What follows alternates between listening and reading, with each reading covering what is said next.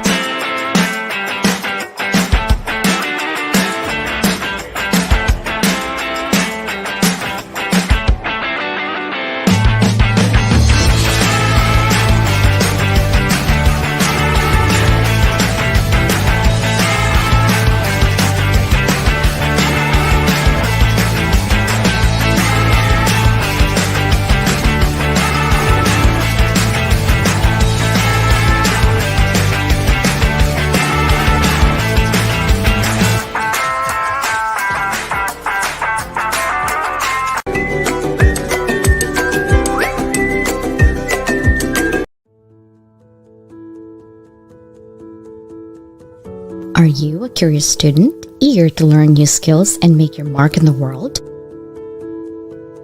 Or are you a professional seeking to advance your career and unlock your full potential? You need to be equipped with effective soft skills like communication, problem solving, teamwork, and more. The Level Up Academy by Doc Leland bridges the gap between education and employment through transferable skills training.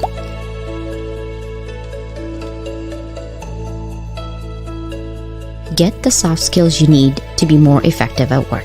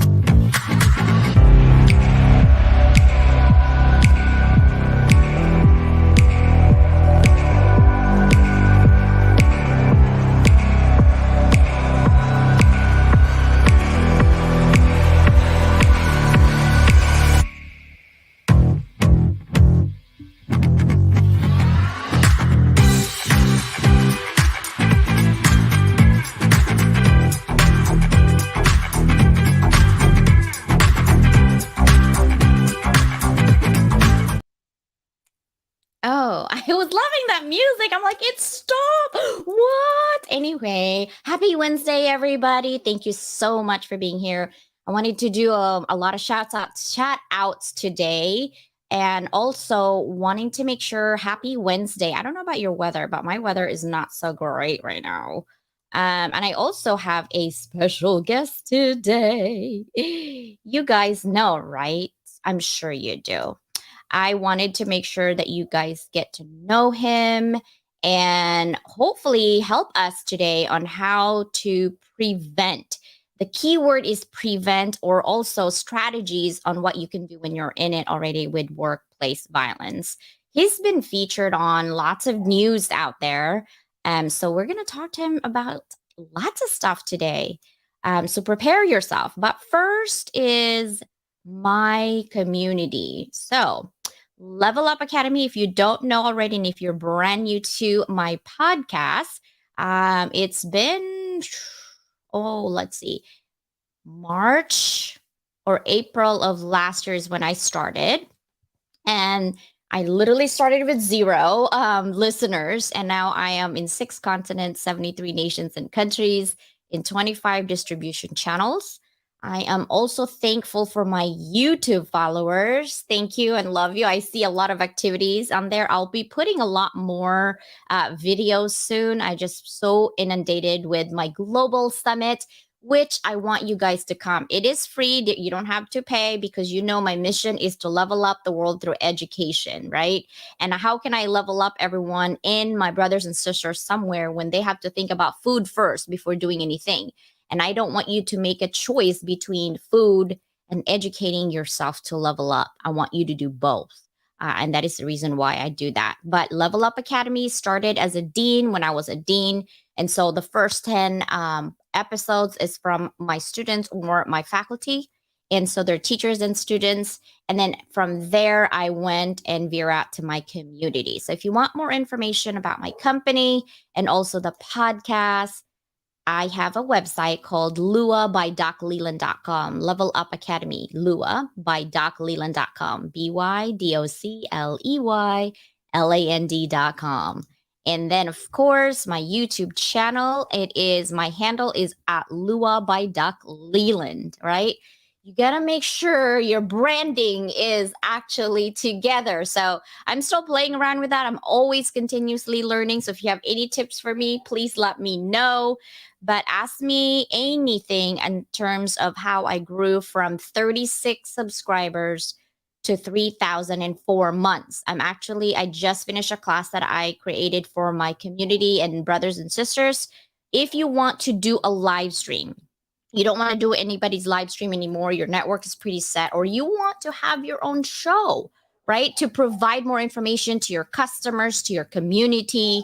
I do have a class for you that you can take. So from zero to the very first day, all the way to 30 days, you can have your live stream and live show up and running. So that's the class that I'm teaching. And I might give that class one of the weeks as a giveaway on the global summit. So each of those class technically is $1,000. But I put it for my community for $500.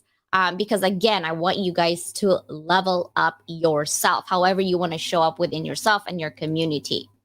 That my website is on LA Weekly and a lot of magazines, but I love this one because it says I am the number one of the top 10 podcasts to listen to for 2023. Shout out Dave W. Babyboomer.org, contributor and expert on there. FeedSpot, 29 out of 100 podcasts for education. These are my 25 distribution channels. It's probably going to grow some more likely. As far as book, I'm very proud to say that I'm working on my 5th book. I'm also working on a business journal for all small business owners, like for your taxes, subscription and things like that, and tracking it.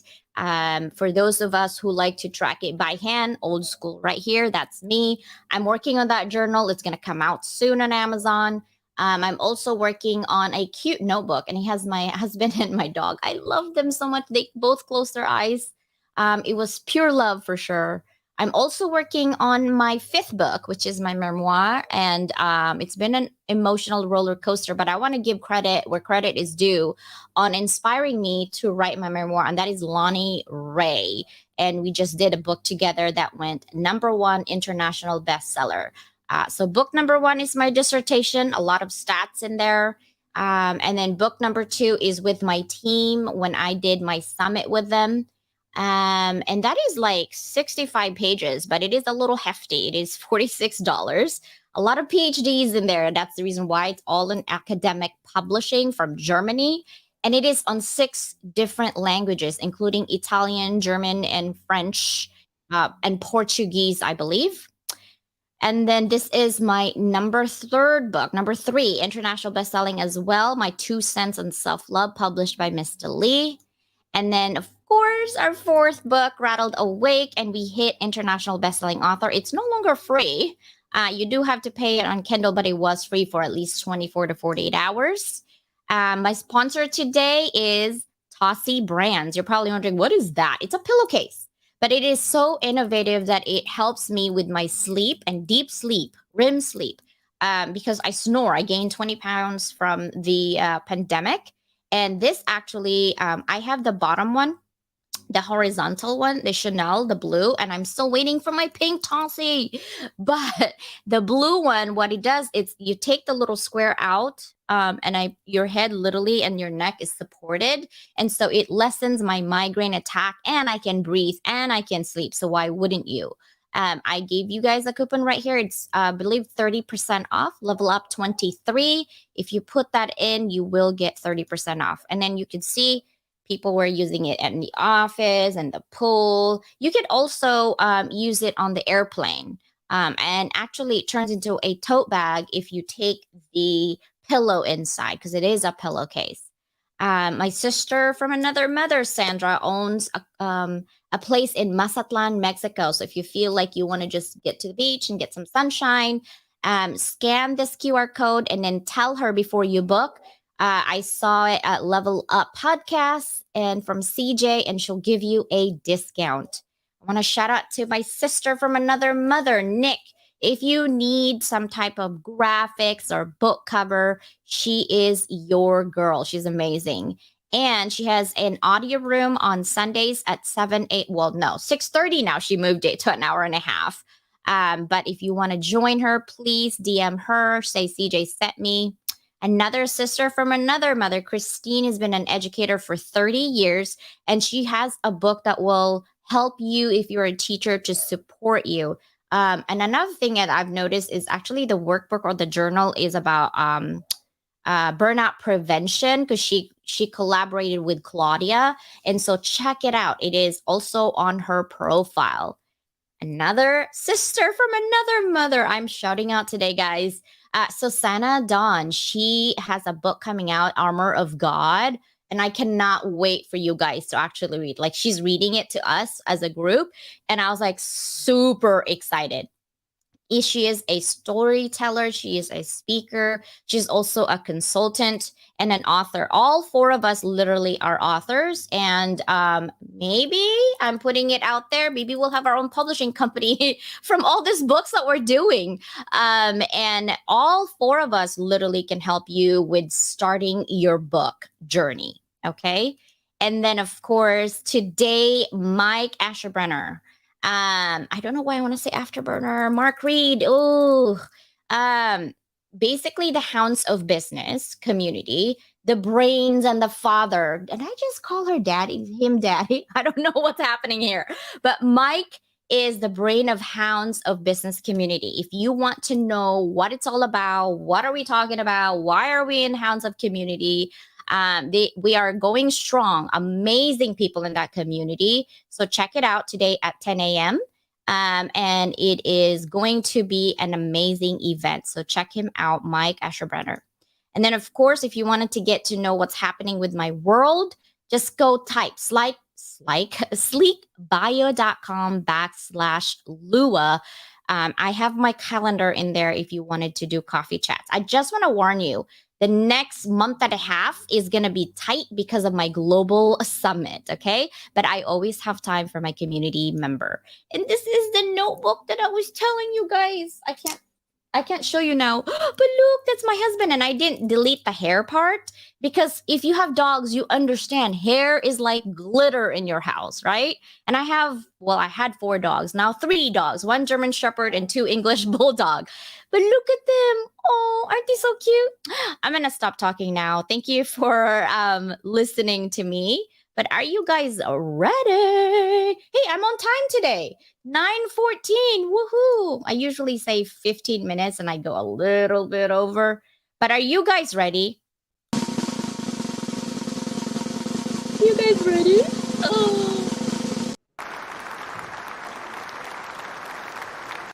You don't have to stop drinking. See, I'm drinking coffee. You caught me in a bad. No, this is called authenticity. Bring it, brother. First, I got to tell you, I always liked you, but you don't understand. I'm a huge English Bulldog fan. And that picture, I was like, if you didn't see me in the back room, I was like, Bulldog. Yeah. So good. Yeah. I had a Bulldog for many years. Unfortunately, she's not with us, but yeah. So I was very happy to see that. Best dog breed there is. I know. We had 4 English Bulldogs. Our first one died, broke my heart. My husband went in depression for that. Yeah. Then we got the baby one. We had another one that we were told he was an English bulldog, but let me tell you, he moved trees. He was strong. He was Yeah. part English bulldog and old English. Hmm. Too much. I was like, no, you're supposed to sleep and snore. Why do you Yes, want to play all day? You're exactly. not an English bulldog. And he wasn't. He was an old English. And there's a difference. There Old is a English difference. is, Yep. if you Yeah. know the history, it's craziness. I was like, Yeah. Yeah. no. But yeah, I love German Shepherds. Yeah. And Same. I love my English bulldogs. I mean, they're I know why they're the US Marine Oh, mascot, because they don't give up. They don't give up. and they are stubborn. Oh Oh my, my God. just like me. No, just kidding. I won't move for nobody. I was like, nope, Exactly. that's my Right. lane. Nope, this is my lane. Nope. Where do you want? Just wait for a minute. I'll tell you in a second. Exactly. And I love it. Well, welcome to my community. Thank So you. tell us a little bit about your background, Jean. And this is actually a really good place to start. And this is my first question. Think back 20 years ago and find within your timeline some of the significant changes in your life that got you here where you are today, sir. Ooh, 20 years ago. Okay. Well, there were a lot of things. It's funny how you don't realize the little things that create the changes in your life. And um 20 years ago, I was about 10 years into my career, was at that point where I was like, God, why did I do this job? You know, I was in law enforcement and just was getting a little bit burned out. And one day I had come across a small child who had been robbed, and it was raining. Long story short, it was raining. He had an umbrella with him, and someone, an older kid, stole the umbrella, and as I was talking to him, I noticed the way he was speaking, the way he wasn't looking directly at me. I assumed that he was probably autistic, and it was so upsetting to me. I'm like, how could we get to a society where people are stealing from this kind of a child, any child, anyways? But it was sad, and what was really sad was that this was his prized possession. He was soaking wet, didn't care he was wet. He was upset he lost his umbrella, and that was one of the things that kind of reinvigorated me to have a to recommit, so to speak, to helping people in need, and putting service in front of everything that I do for the community. Why are you so humble? I'm like, why are you so humble? Have you seen yourself on the profile? Oh, I love how you just like, hmm. So let's bring that out a little bit about like when you told me that you were retired SWAT commander. I was super impressed. I love law enforcement. My husband's best friends are an LAPD. We have best friends from the FBI, and when we lived in Virginia for a little bit, you Mhm. know. And he used to work for the federal government as a cybersecurity architect for them. So I love that. I have passions for the blues, but that job, not only is it burnout, but it's sometimes it's like a selfless thing. You're literally giving your life every day you're out, right? Yeah. Um, I wanted to know like what made you think, "Oh, I'm going to be a SWAT commander." Like just woke up one day you wanted to do that? Oh gosh. Well, originally, so law enforcement was never in my sight as a kid. I never thought I wasn't one of those ones that said, "Oh, I want to be a cop." I never did. I was probably going the opposite direction of I never want to be a cop. I would never do that.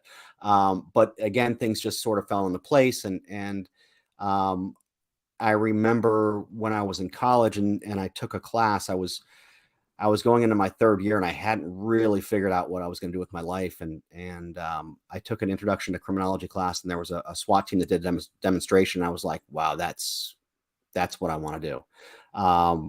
But things took a little while for me to get there. When like I said, the first 5 years I was fully committed. Second 5 years, not so much. But once I kind of recommitted myself to my job, I saw nothing but opportunity. I mean, I really, it's amazing what an attitude can do when you change your perspective and your attitude on things and start looking at things in a positive way.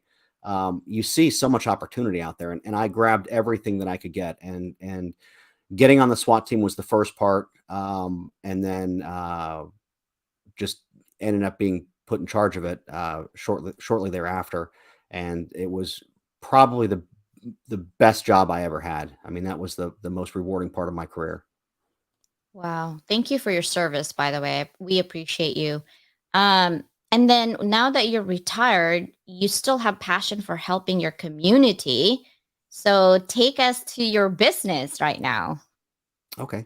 Well, one of the things that we had to do or I had to do as a SWAT commander was we had to train pretty much anybody and everybody that wanted training on active shooter response.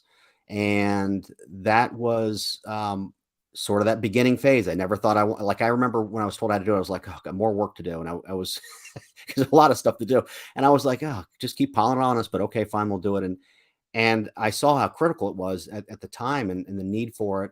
And it got our training program that we put together got so popular that we actually ran into a problem because we were being tasked with teaching more than actually doing my law enforcement job. So it was impacting the work I was supposed to be doing, not just the sort of a side thing to do. And that's where I saw the idea for the business. And so my partner and I decided we were going to open it up, and we had the blessing of the chief and all that, and it worked out really well. When I retired 2 weeks before the lockdowns for COVID. So clients that we had disappeared, and I thought, okay, what am I going to do? So I decided to finish my master's degree, and which it really everything just seemed to fall into place. And again, that attitude, having a good attitude, and just looking for the opportunity was really what got me through everything. And I started, the more I started researching about the events and about how we're doing things, I saw that there's so many opportunities to address it that we aren't facing. And the biggest mistake I think that we've made in the United States is that we've focused on the response aspect. It's always, how do we respond? There took the police this long to respond. What do you do if you're in this? My whole thing is, why are we waiting? Why don't we find a way to stop it? And as I started asking myself that question, I saw all the data that was out there and all the research that had been done, and the solution's there. We just get so caught up in the response that we're missing the fact that we could actually prevent a lot of these incidents from happening. So that's where the company kind of has gone into that level, and it's been a challenge because people are still so focused on the response. But in Florida, we're taking a little bit more seriously, and we've actually added a whole law on threat assessments in schools and things like that. So it's really starting to take hold. It's just been a slow process. Hmm. I also wanted to ask, where are you exactly right now? So I'm in a city called Joinville, in the state of Santa Catarina in Brazil. I was invited here in November of last year to do some firearms training, and I thought, free trip, sure, I'll go. But they had an active shooter incident while I was here during that month. And I started networking a little bit, saying, hey, if you guys aren't experiencing this yet, it's gonna continue to grow, and I can help you guys out. And lo and behold, that's why I'm here now. I'm working with some groups to help train and spread the information about, sort of the lessons that we've learned over the 30 years that we've really been focusing on it in the United States. So I'm trying to help them, so to speak, avoid the mistakes that we've made and sort of accelerate their process for correcting the issue or addressing the issue. True. This is my next question. Can you share your insights into the current state of school shootings in the US and the impact they have on students and communities? I mean, we've seen it firsthand, right? I mean, Yeah. your interview with the OAN, which I will talk to you about in a minute, but like now they're doing private school. It used to be like, oh, it's just going on in public schools. Our kids are in private schools, don't have to worry about it. But now they're in private schools. So like, it's scary. Yeah. I mean, look, the reality is it's a very small percentage of the active shooter incidents occur in schools. So you have to just, again, be calm about it and understand, have a proactive approach, understand what you're facing. The issue that you really need to look at is, how is your school preparing and addressing? What are they doing? And that means that as a parent, you need to be involved with your school and you need to ask the questions. A lot of schools are preparing, but not all of them are preparing very well. I think it's gotten much better. I think if you look at the statistics that came out for 2022, more of the attacks are occurring outside of the school. so they're not getting in other words, which is really it's a testament that something is working. But again, why are we not preventing it? And I would say that from a parent's perspective, having a conversation with your child about bullying is a pretty big one. It's 65% or so. There's different statistics out there, but 65% or so of the shooters have talked about bullying, having been bullied and victim of bullying. And if you look at what the way that these shooters evolve, they start with a grievance, and that grievance grows, and that grievance, again, in a school setting, is usually tied to something along the lines of bullying, whether it's physical, cyberbullying, or just verbal bullying. Wow. Yeah, that's a huge problem with cyberbullying. Yeah, I know someone whose child literally wanted to commit suicide because it got so bad. She went to a party and she, I guess, talked to a boy, not even do anything, but that boy happens to have some, really cool friends, and Yeah. from there her life just went downhill. She Yeah. literally just talked to another human being. Like, what is the sin there, and Yeah. from there it just goes downhill. So some people do the violence, and some people just do their own violence at home. So Yeah. it is very sad. And I think we need to go back to parenting. Watch for your children's behavior, watch for what's happening in school, be involved with your kids. Your school is not the babysitter of your child, nor are they Yeah. the psychiatrist and the psychologist of your children. You are responsible for your own children, Yeah. right? And Yeah. so I think we need to go back. And it's hard because both parents, like my husband and I, work, but I had the privilege of staying at home for 10 years to take care of my kids. And then even after then, I make sure I made time to be the PTA president, the whatever. You need to be involved in your school, whether it's private or public or charter. You need to be there. You need to watch what's happening because you never know what's going to happen, right? And it takes a whole village to raise a child. Like, hello? Um, we need everyone involved. So that's for sure. Now, my next question is, what are some common factors or warning signs that educators, parents, and students should be aware as a potential indicators of like a school shooting threat other than the bullying? Well, you actually just hinted to it about watching for behavioral changes, and that's really what you're looking for. Is if your child is outgoing and suddenly they stop wanting to hang out with their friends and they just sit in their room all day on when they're not in school, or their grades start to go down. Kids don't usually hide what's going on with them behaviorally. You can see that change in them, and that's when you have to start getting involved and find out what the problem is.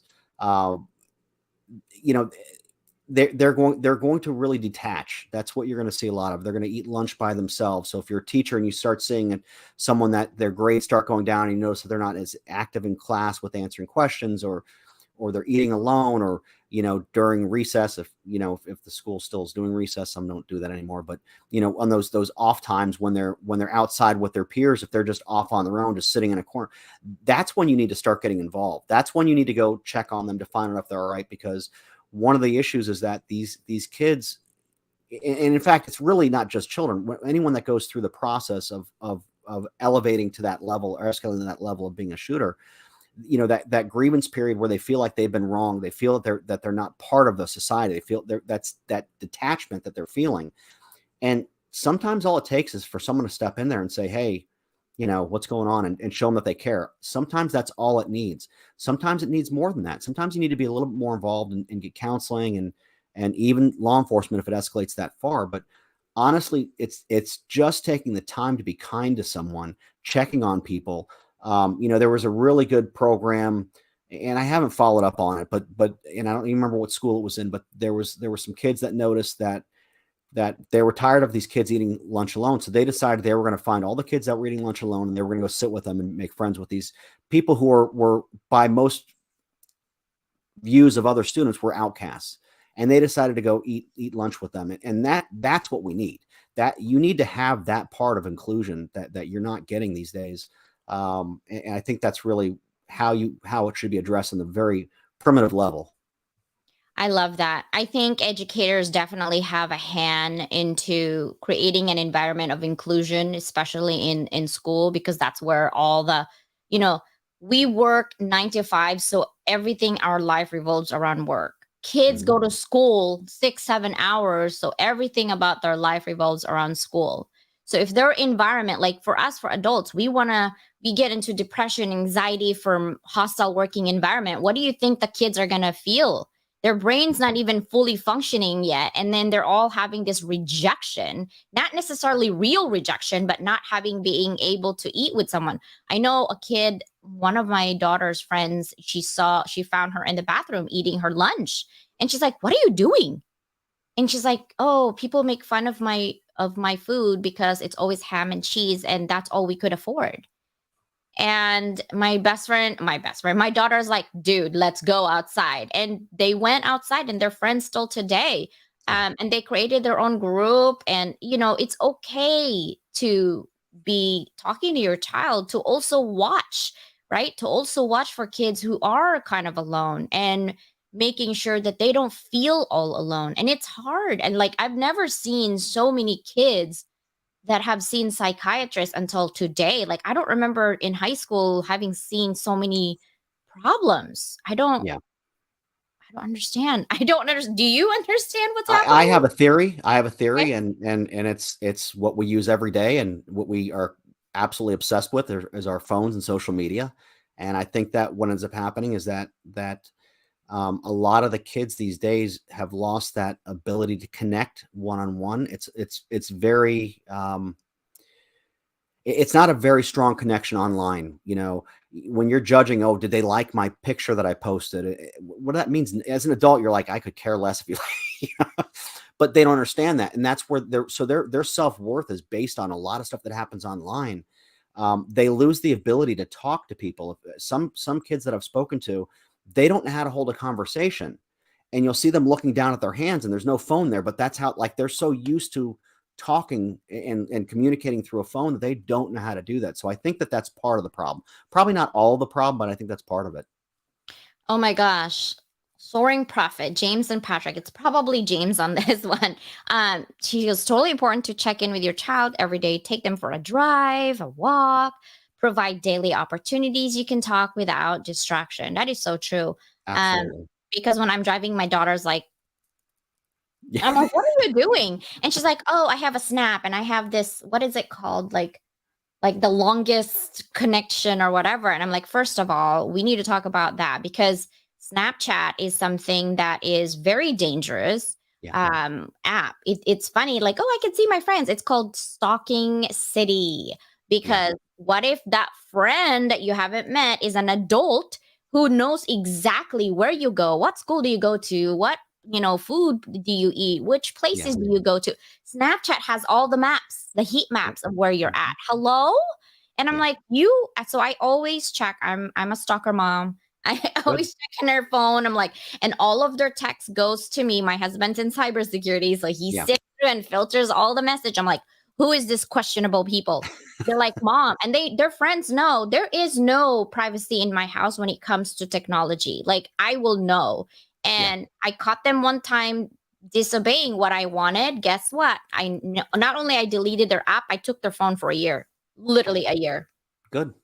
And they went into crazy, like, 2 months. "I hate you." I'm like, "Yeah, I love you too." Like, Yeah. that's all. I'm like, whatever, you can hate me. Yeah. They need to understand, and I'm serious. You cannot, when I tell you, you cannot. It's kind of hard though, because my other one's 18, and she's like, "Mom," I'm like, "I don't care how tall, how old you are. I still gave birth to you, child." Like, that's my kind of attitude. Yeah. But it's hard for parents to do that. So my next question is, can you explain the role of mental health in school shootings, and what measures can be taken to address mental health issues within the schools? We talk a little bit about making sure they're included. We talked about bullying. We talked about now, with these devices. Yeah. What are some other things that you've seen from your experiences that we can help our children? Well, again, it all comes down to monitoring behavioral changes that are concerning. And not every school has a mental health program, and that's a problem. You need to have someone that's qualified to be able to help kids that are having a tough time for whatever reason. And the other problem is, there is a stigma about getting help, and the kids know that, so they don't want to get help.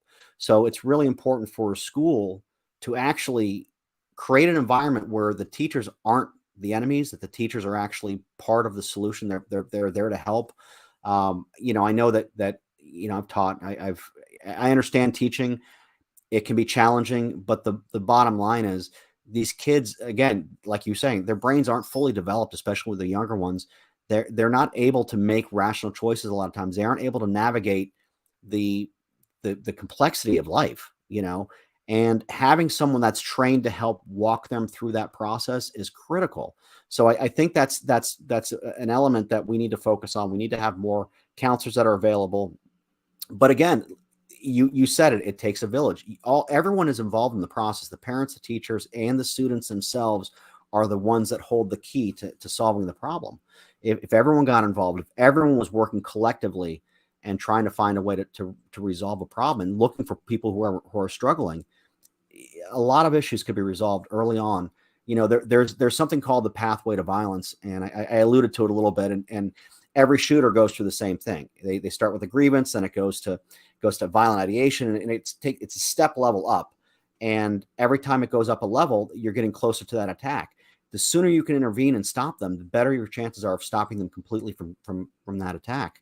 So understanding what the process is that they go through, understanding that if there's someone that's saying that they have a problem with a fellow student, or if they're mad at their teacher because they didn't get a good grade on something, having a conversation with them can go a long way. Ignoring it can be actually just a critical error that could cause some just chaos. Yeah, a lot of life lost. James again said part of the problem is we don't let children make mistakes or problem solved. We tend to want to prevent them from feeling any pain. So rather than let them fail, we jump in front of them. So when they hit adversity, they have no idea how to cope with stress. I'm guilty. I'm just going to tell you, I'm guilty. I did learn to make sure that my kids, because you don't want them to be in pain, right? You don't want them to do that. But you also need to learn that as parents, um, we need to learn, like, think about your life right now. If you didn't have any adversity, how can you actually show up for yourself and your community? Everything we're doing is based on our experience and our knowledge, right? How Yeah. can we help people if we've never been in that situation? When someone dies, you're like, oh, I understand. Unless you had someone die the same exact way, I don't think so, right? But I Exactly. understand where they're coming from and their intentions, so we tend to just let it go. But honestly, you're right. Like, as parents, we need to make sure that they do.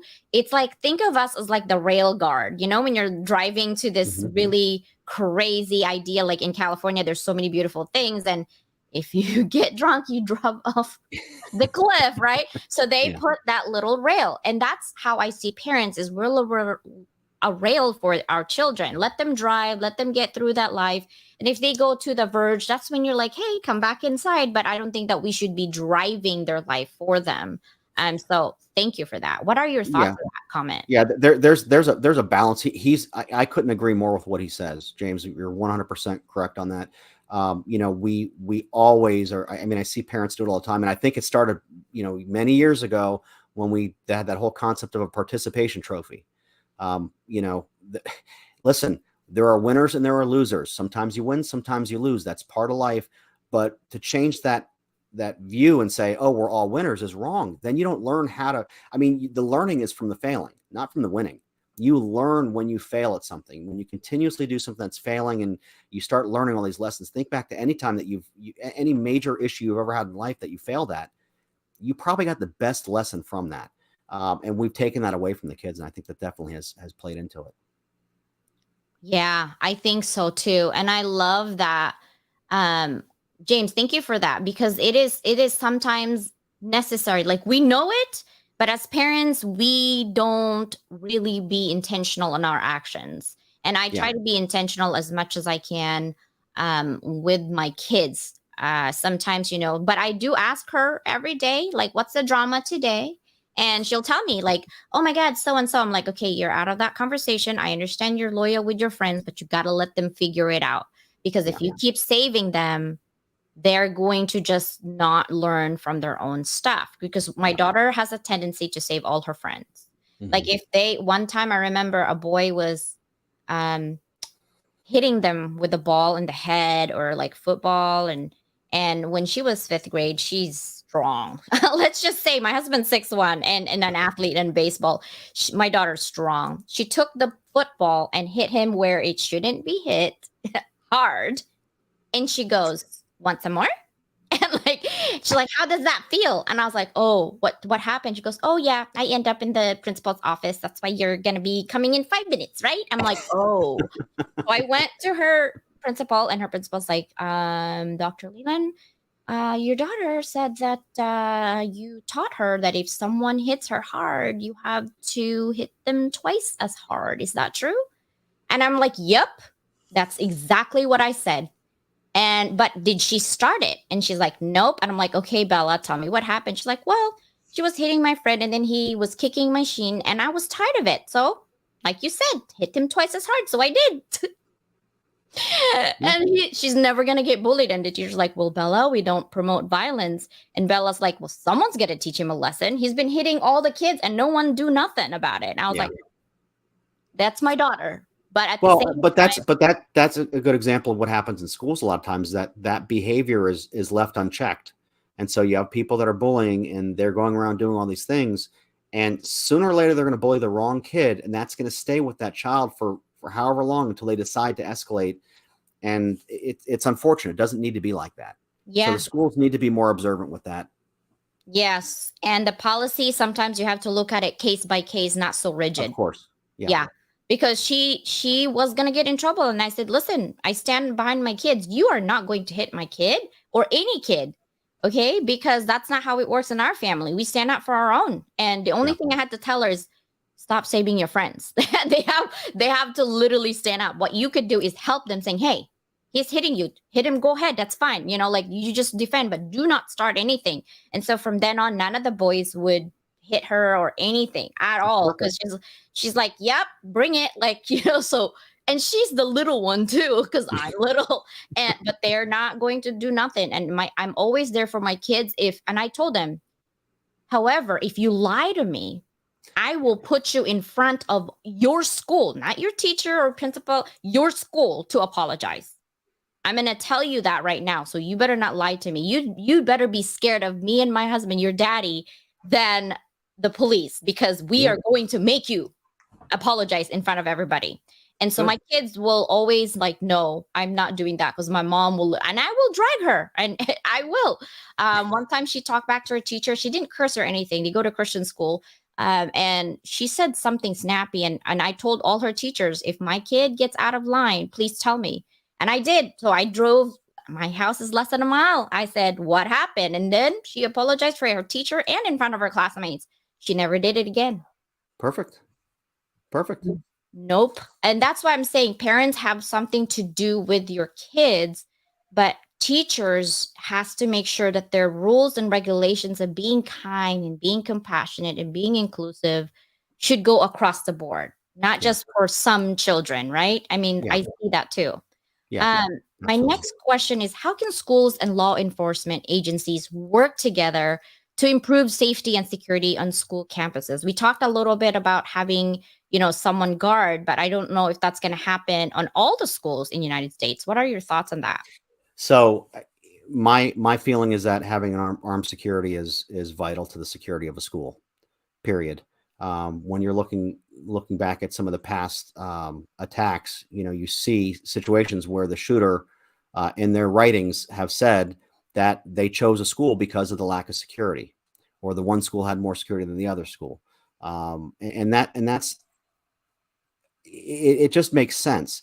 I think people are very afraid of having security in a school because they think that makes it horrible. But if you ever met a school resource officer, they're a different breed. They're basically their teachers with guns. They love kids. They want to help the kids out, and having school resource officers, or that like-minded personality in a school is critical. And I think that's the first thing that they can do. But the other problem is, you're right. There is a detachment between law enforcement and schools. They don't always get along, and I think that happens anytime that you don't know what one group is dealing with. In other words, schools have all of their policies that prevent them from taking certain action. Law enforcement has the same thing. And so you always get the finger pointing. Well, why didn't police do anything? Or why didn't the school do anything? Sometimes neither of them has the authority to take action. And having that understanding, having that open-minded conversation, listen, we both want the same thing, which is the protection of the children so that they can get their education and become, productive members of society. That's what you're really looking for. So I think just having an open dialogue is really, really important.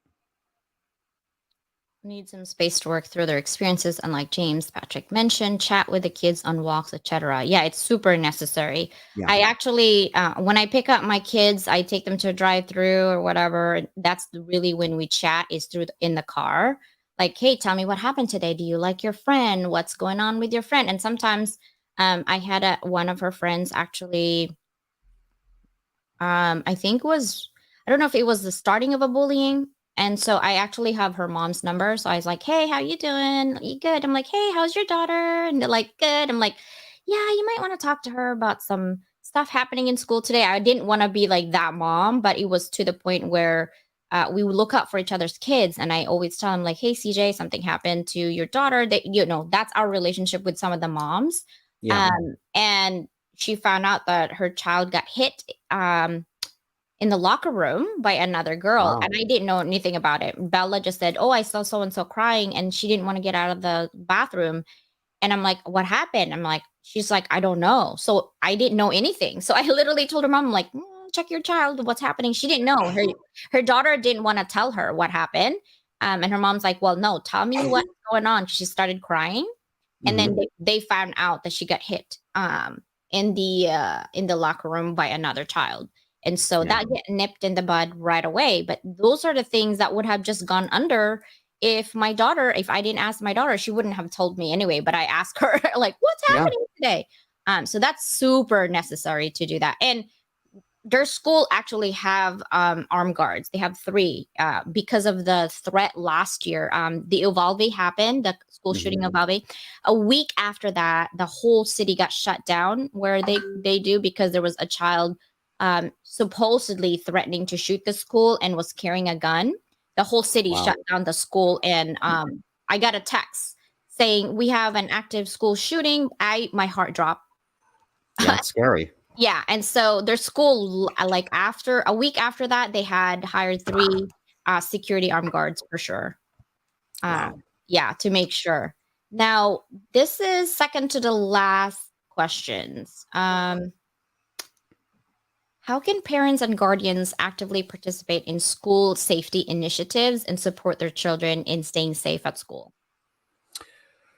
Again, it comes down to being involved. It comes down and being involved. It comes down into knowing what's going on in your kid's life. I love the story where you're saying that your daughter tells you what's going on and you say, maybe you don't want to get involved in that. That's really what it takes. I think that parents need to see what's going on. I think parents need to be more involved with the school's safety programs to find out what exactly their protocols are. Do they have any? Some of the simplest things that they can do is just having, single point entries and things like that are really, really important. But do they know, how do your kids get in and out of school? Do you know? So understanding what the process is and why it's like that is really, really important. If something bad happens, there's nothing wrong with questioning the school. Hey, why did this happen? And what do we do to fix it? You're never going to be able to prevent everything. That's the reality is, sometimes things are going to happen. You can, despite all your good intentions and everything that you're trying to do, it might not work, but you can fix it. You can fix or I should say, instead of fix, you can reduce the likelihood by being proactive, which means going to the PTA meetings, reading the emails that the school sends out to you, because we all get inundated with emails and you're like, I don't want to read that, but it might be something important. Asking questions. Hey, I heard this happen. What's the story with that? And digging into that, asking your kids, meeting with other parents. There's nothing wrong with all the parents getting together and saying, hey, do you guys notice this? Just that involvement is really important. I love that. Now, I'm going to switch gear. We have only a couple minutes left, but I'm going to switch gear to workplace violence, right? Okay. Because we talked a lot about kids, but really, what about the adult who's also dealing with it? We see banks, we see other places that gets how can we prevent that? Is it like most of what you've experienced an inside job, or is it more like a random attack? No, it's workplace violence is almost, well, there's different categories of workplace violence, but in other words, an armed robbery is workplace violence. We're not really talking about that criminal intent aspect of it. We're talking more about, worker on worker or a client on worker, that kind of thing. That's really where we have the problems.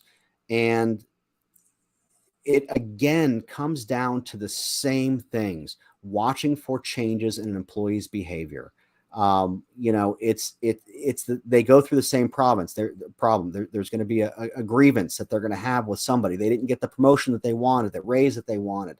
Someone else got preferential treatment and didn't have to do one of the jobs that no one wanted to do, and they had to do it instead. Or maybe there was some kind of love interest that turned them down. It could be any number of things. They could be mad at the government. They could be mad at religion. There's all reasons why you can have a grievance about something, and they internalize it and they say, well, they did that because it's me. And if you're not paying attention to that, if you're not watching out for these things and noticing that someone's behavior who was relatively normal is now starting to act out in a way that's different from what they're usually doing, that's when you need to start getting involved. And again, it can be as simple as saying, hey, everything okay? Why don't we go get some coffee? Let's take a walk on our break. Sometimes that's all it takes. But that's really, when you're talking about violence, whether it's in a school or in a workplace, again, they go down the same path. It's the pathways of violence. They go down the same exact path, and getting involved early on is vital to stopping it from getting worse. Wow. So basically, it just goes into human connection, right? When you Yes. feel detached and rejection is one after another, it's really the mental health is what's happening. It's like Yes. we create our own environment, even though it doesn't exist. Yeah. It exists in our head, and Yeah, that's so true. exactly. Yep. Yeah.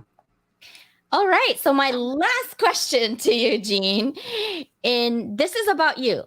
Okay. If this is your last day today on this earth, what would be your parting message to your current and future families? We're talking about like great grandkids in terms of living life, legacy, and impact.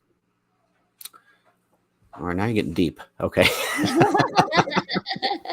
Okay, last day on earth. What would my parting message? You know what? Never pass up an opportunity to learn and grow. Life is too short, and you will never know everything. Keep an open mind.